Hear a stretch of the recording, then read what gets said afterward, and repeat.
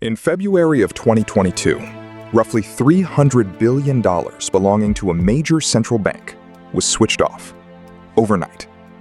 The money still existed. It simply stopped working. Its owner could no longer touch it. Now, whatever you think about why that happened, look at what it taught everyone else.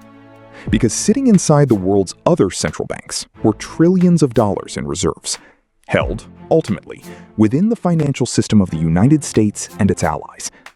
And in a single day, every one of those institutions learned the same quiet lesson. Reserves held in someone else's currency can be turned off. What they did next became the largest wave of central bank gold buying since the era of Bretton Woods. This is the story of why, and why it is about power, far more than it is about price. So let's start with the facts on the ground, because the scale here is easy to underestimate. For 4 straight years, the world's central banks have bought gold at a pace not seen in half a century.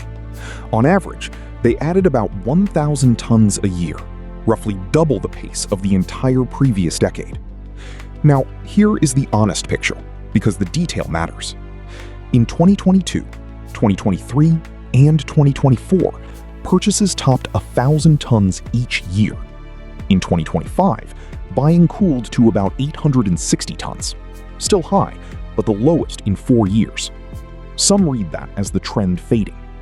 Then, the first quarter of 2026 came in at 244 tons and re-accelerated. Step back and the signal is clear.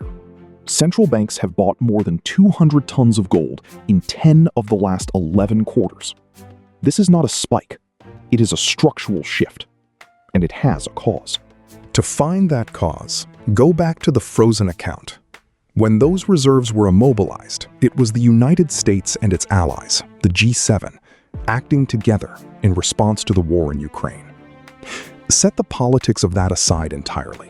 What matters for every other central bank is the mechanism, not the merits. Around $200 billion of those assets sat in a single financial institution in Belgium, deep inside the Western system. And with a coordinated decision, that system said no. For decades, holding your national savings in dollars or euros felt like the safest choice on earth. That February, a different risk became undeniable. A reserve held in another government's currency is, in the end, a claim inside a system that government controls, and a claim can be revoked. The lesson was never really about one country. It was about precedent. If it can be switched off once, it can be switched off again. So why gold, and not simply another currency? Because gold is the one major reserve asset with no one standing behind it. A dollar is a claim on the United States. A euro is a claim on the European Central Bank. A government bond is a promise from the government that issued it.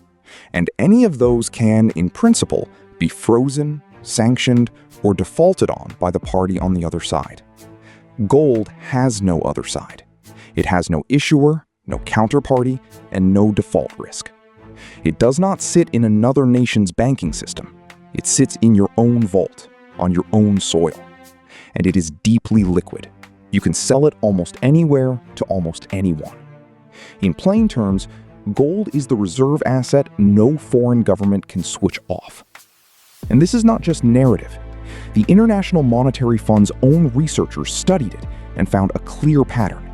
Countries more exposed to financial sanctions tend to hold a larger share of their reserves in gold. Sanctions go up, gold goes up. It is insurance, not speculation. And when you look at who is actually buying, the pattern gets sharper still. Leading the pack is Poland. In 2025 alone, it added more than 100 tons, bringing its reserves to 550 tons, and its central bank governor has said openly that he wants to reach 700 tons, framing it as a matter of national security. Kazakhstan made its largest annual purchase in more than 30 years. China's central bank has now reported adding gold for 19 straight months, lifting its holdings above 2,300 tons. Turkey, India, and the Gulf states have all been steady buyers. Notice what these countries have in common. With very few exceptions, The active buyers are emerging market central banks, precisely the group the IMF's research flagged as most sensitive to sanctions risk. And in the World Gold Council's latest survey, a record share of central banks, about 45%, said they plan to add still more gold in the year ahead. The tonnage, in other words, is following the logic. All of that buying has now produced a genuinely historic milestone. Measure the world's official reserves, including gold at its market value, which is how the European Central Bank does it, and gold has quietly become the world's #2 reserve asset. On the ECB's own end of 2024 figures, gold made up around 20% of global reserves. The euro sat at about 16%. The dollar still led at roughly 46%. But for the first time in the modern era, gold had overtaken the euro to claim second place. Put the tonnage together, and central banks now hold something close to 36,000 tons of gold between them, approaching the levels last seen in the 1960s under the old Bretton Woods system, when the dollar itself was still tied to gold. A generation of central bankers spent decades treating gold as a relic. That generation has changed its mind. Now, here is where you have to be careful, because this is exactly the point where the story usually gets exaggerated. You will hear that this is the death of the dollar. It is not. And keeping those two ideas apart is the whole game. Start with the number that gets left out. By a different measure, the currency mix of the world's allocated foreign exchange reserves, which excludes gold, the dollar is still around 57% of the total. Yes, that is down from a peak of about 72% back in 2001, but 57% is not collapse. It remains, by a wide margin, the world's dominant reserve currency. And the dollar is still the backbone of global trade, of cross-border payments, and of international debt. Second, this is not a coordinated attack on the dollar. It is diversification, central banks spreading their risk and adding a hedge. And gold itself is no one-way bet.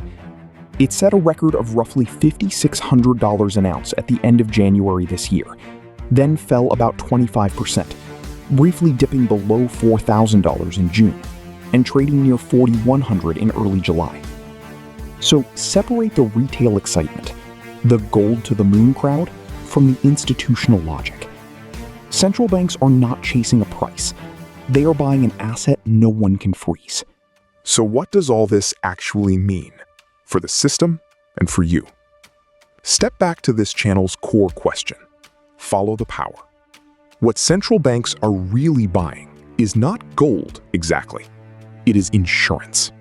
Insurance against the possibility that the dollar or the euro can be used as a political weapon against them.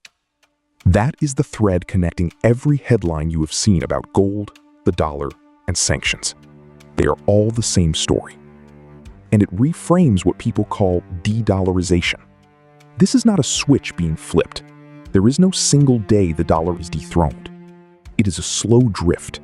Reserve managers, quarter by quarter, buying themselves a little more independence from any one system. One important note before we close. Everything here is analysis of why institutions behave the way they do. It is educational, not financial advice. Nothing in it is a suggestion to buy or sell anything. And, as we have just seen, even gold can fall 25% in a matter of months. The goal is simply to help you see the machine clearly. Which brings us back to where we began. Strip away the tonnage, the charts, and the survey numbers, and the entire central bank gold rush traces back to a single frozen bank account. One decision, in February of 2022, revealed something every reserve manager on Earth had chosen to forget: that money held inside another government system is money that government can, one day, switch off. Gold is simply the oldest answer to that oldest fear, a form of wealth with no off switch. That is the lesson, and it is a lesson about power, not price. When a currency can be turned off, the world quietly hedges the switch. If you want to understand where this leads next, whether the dollar's dominance can actually be challenged, and what a monetary system built around the BRICS nations might really look like, Those are the videos to watch next, here on this channel. This has been Money and Power Explained.